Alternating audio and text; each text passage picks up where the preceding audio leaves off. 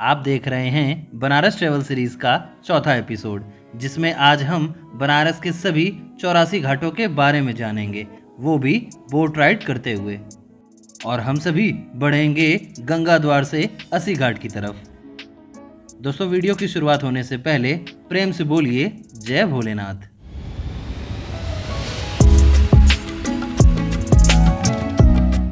काशी, या मैं कहूँ बनारस, या मैं इसे कहूँ वाराणसी, पूरे विश्व भर में सबसे पवित्र और सबसे प्राचीन शहर है। यह काशी धर्म और संस्कृति का एक केंद्र बिंदु है। जब सूर्योदय होता है तब एक एक करके सभी घाटों में सूर्य की पहली किरण प्रवेश करती है और शुरुआत होती है उत्तर में आदि केशव घाट से और जाती है दक्षिण के 80 घाट की तरफ। इन्हीं सभी घाटों से संबंधित एक सिंबॉलिक वॉल भी 80 घाट में बनाई गई है, जो कि अभी मैं आपको वीडियो के लास्ट में दिखाऊंगा। चलिए फिलहाल अपनी बोट राइड की शुरुआत करते हैं। एक नॉर्मल ट्रैवलर, एक आम यात्री एक बार में जितने घाट विजिट कर सकता है उतने ही आज मैं आपको खुद विजिट करके दिखाऊंगा। इसलिए हमने अपनी शुरुआत करी है गंगा द्वार से और हमने यहाँ से शेयरिंग बेस पर इस बोट में जाना प्रेफर किया और कॉस्ट पड़ी 100 रुपीज़ पर पर्सन।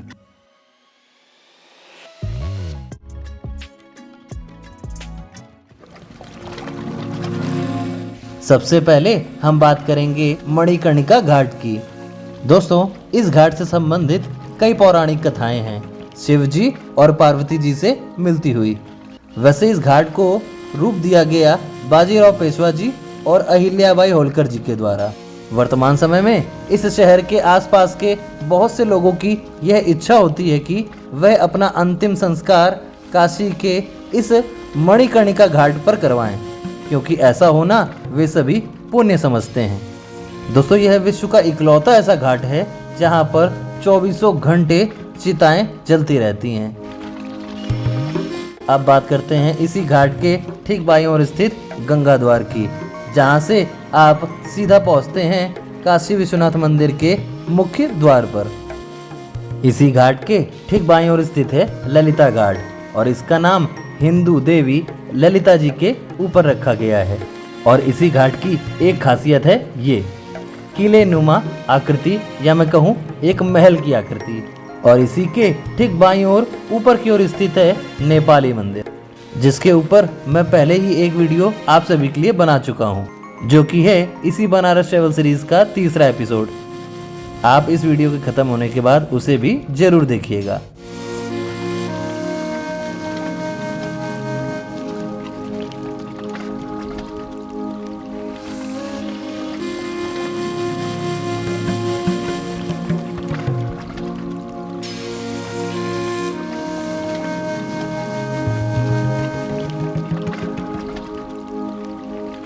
इसके बाद के कुछ घाटों को स्किप करते हुए अब हम पहुंच चुके हैं मीर घाट की तरफ। और इस घाट का नाम रखा गया है मुस्लिम कमांडर मीर रुस्तम अली के नाम पर, जिन्होंने गंगा नदी से होते हुए इसके आसपास रहने वाले लोगों के लिए आवागमन की व्यवस्था कराई थी। दोस्तों, इसी घाट के रास्ते से होते हुए आप विशालाक्षी मंदिर, जो कि माता सती के 52 शक्तिपीठों में से एक है, वहां तक आप पहुंच सकते हैं। और उसी रास्ते को कंटिन्यू करते हुए आप पहुंचेंगे काशी विश्वनाथ कॉरिडोर के गेट नंबर 2 की तरफ, जिसकी जानकारी मैं आपको पिछले एपिसोड में दे ही चुका हूं। चलिए यहां से बढ़ते हैं आगे की ओर।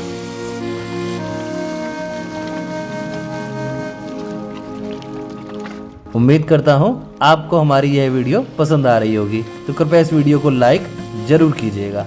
और यदि आप हमारे चैनल पर नए हैं तो हमारे चैनल को सब्सक्राइब भी जरूर कर लीजिएगा। दोस्तों, मीर घाट के बाद कुछ घाट को स्किप करते हुए अब हम पहुंच चुके हैं मनमान मंदिर घाट की तरफ, या मैं कहूं मान महल घाट की तरफ। राजा मान सिंह ने लगभग 1600 ईस्वी में इस घाट का निर्माण कराया और इसी के ठीक ऊपर एक महल भी बनवाया, जिसमें जंतर मंतर स्थापित किया। आज के समय में आम पब्लिक के लिए इसे मान सिंह ऑब्जर्वेटरी का नाम दिया गया है, जिसके अंदर का भी एक व्लॉग मैंने बनाया है, जो कि आपको आने वाले एपिसोड में देखने को मिलेगा। दोस्तों, इसी घाट के ठीक बगल में स्थित है डॉक्टर राजेंद्र प्रसाद घाट, जो कि प्रसिद्ध दशाश्वमेध घाट से बिल्कुल जुड़ा हुआ है। जब सावन के महीने में गंगा का जल स्तर बढ़ता है तो ज्यादातर इसी घाट के पास गंगा आरती का आयोजन किया जाता है।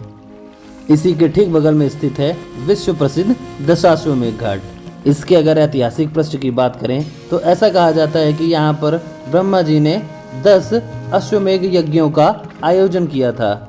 और अगर निर्माण कार्य की बात करें तो लगभग 1600 और 1700 ईस्वी के बीच बाजीराव पेशवा और अहिल्याबाई होलकर जी ने इसका निर्माण कराया था।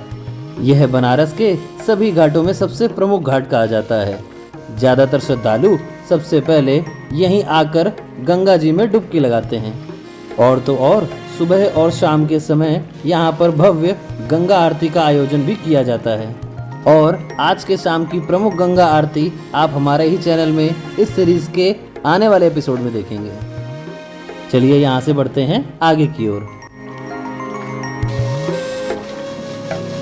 दोस्तों, दशाश्वमेध घाट के ठीक बगल में स्थित है अहिल्याबाई घाट। और क्या आप उनके बारे में जानते हैं?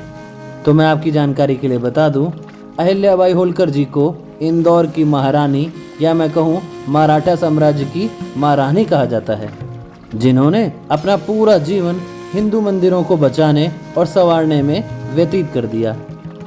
आप इनके बारे में बस इतना अंदाजा लगाइए कि आज जो विश्व प्रसिद्ध विश्वनाथ मंदिर में हम दर्शन करते हैं दोस्तों, उस मंदिर में स्थापित शिवलिंग अहिल्याबाई होलकर जी की ही देन है।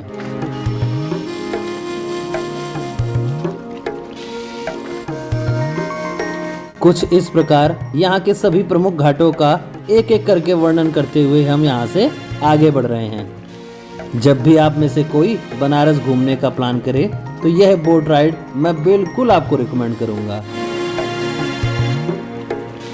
क्योंकि इस एक बोट राइड की मदद से आप काशी के लगभग सभी प्रमुख घाटों को विजिट कर लेंगे।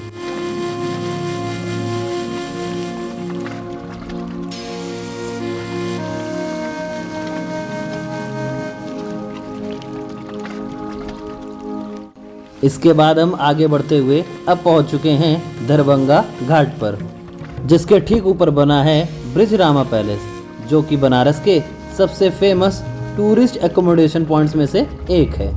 और इसी पैलेस के ठीक बाहर बना है यह दरभंगा घाट, जो कि बनारस के सबसे खूबसूरत घाटों में से एक कहा जाता है। और यहीं पर हम सभी दोस्तों ने मिलकर सुबह ब्रह्म मुहूर्त में गंगा में स्नान भी किया था। चलिए अब बढ़ते हैं यहाँ से आगे की ओर।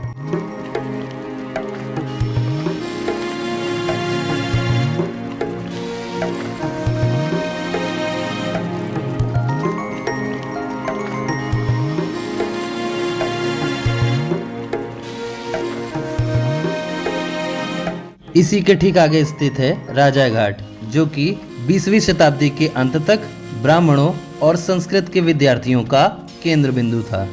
आज के समय में कुछ प्रमुख सांस्कृतिक कार्यक्रमों का आयोजन यहाँ पर किया जाता है।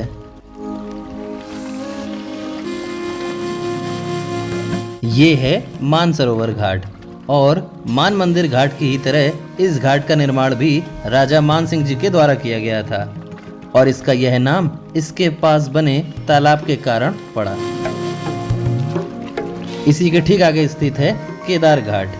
और दोस्तों, ये है बनारस का सबसे साफ और स्वच्छ घाट, जहां पर बना यह केदारेश्वर मंदिर बिल्कुल केदारनाथ बाबा की याद दिलाता है, और इसे भी बनारस के कुछ प्रमुख घाटों में से एक माना जाता है।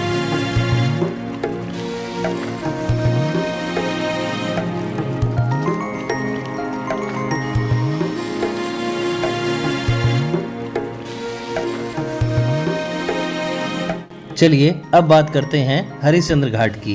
दोस्तों, काशी में 2 शमशान घाट हैं।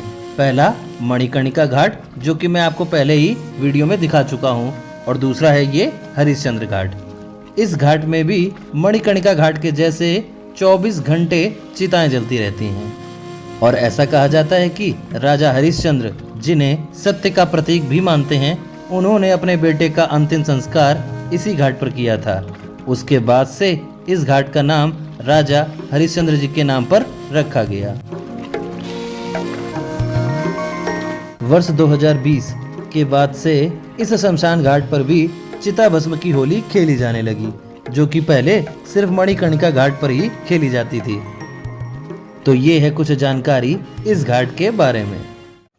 दोस्तों, बोट राइड करते हुए आपने हमारे ठीक लेफ्ट साइड में यह टेंट सिटी नोटिस की होगी। विला के आकार में बनाए गए 5 स्टार सुविधाओं से लैस इन टेंट सिटीज का उद्घाटन अभी हाल ही में कुछ ही महीने पहले किया गया है, लेकिन बदलते मानसून के चलते इसे कई बार बंद भी करना पड़ा। लेकिन कुछ समय अंतरालों के बाद यह फिर से शुरू हुआ और इसे बनाने का मुख्य उद्देश्य सिर्फ यह है कि इससे काशी में पर्यटन को बढ़ावा मिल सके। लेकिन दोस्तों, मेरे स्वयं के विचार हैं कि यह काफ़ी ज़्यादा महंगा है और मध्यम वर्ग के व्यक्ति को इसका लुत्फ उठाने के लिए अपनी जेब काफ़ी ढीली करनी पड़ेगी।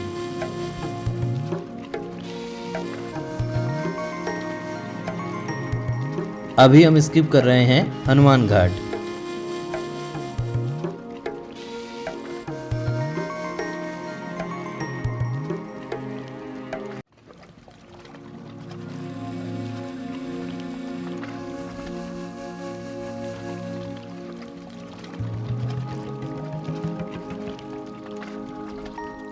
और इसके आगे के कुछ प्रमुख घाटों को स्किप करते हुए हम पहुंचे चेत सिंह घाट की तरफ, जिसे पहले खिड़की घाट के नाम से भी जाना जाता था। दोस्तों, यह घाट अपने क्षेत्रफल की दृष्टि से इतना बड़ा है कि अपने आप में 4 अन्य घाटों को भी समेटे हुए है। निरंजनी, निर्वाणी, शिवाला और खुद यह चेत सिंह घाट। यहाँ पर बहुत से टीवी कार्यक्रमों के शो भी शूट किए जा चुके हैं। शायद आप इस घाट के व्यू को देखते हुए यह समझ चुके होंगे, लेकिन मैं आप सभी को यहाँ पर गंगा में स्नान करने के लिए बिल्कुल भी रिकमेंड नहीं करूँगा, क्योंकि यहाँ पर गंगा की धारा का कटाव काफ़ी तेज होता है। यानी गंगा की धारा इस घाट के किनारे काफ़ी तेज बहती है, घाटों से टकराते हुए। तो कोशिश करें कि यहाँ पर स्नान करने से बचें।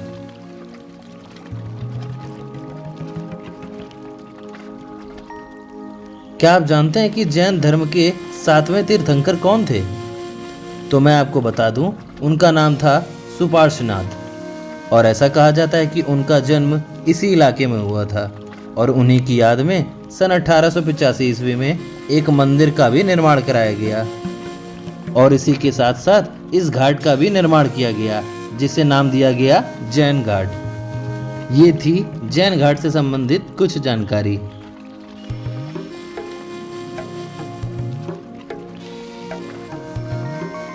और यहाँ होता है हमारी इस बोट राइड का आखिरी ड्रॉप पॉइंट, तुलसी घाट के ठीक सामने। और अगर इस घाट की बात करें तो इसका नाम पहले लोलार्क घाट था, जो कि 16वीं शताब्दी के बाद तुलसी जी के नाम पर रखा गया। गोस्वामी तुलसीदास जी ने इसी घाट के किनारे हनुमान जी का मंदिर भी स्थापित किया, जिसकी वर्तमान समय में भी पूजा अर्चना की जाती है। इसी घाट के किनारे बैठकर गोस्वामी तुलसीदास जी ने श्री रामचरितमानस की भी रचना की और अपने जीवन का अंतिम समय भी इसी घाट के किनारे व्यतीत किया।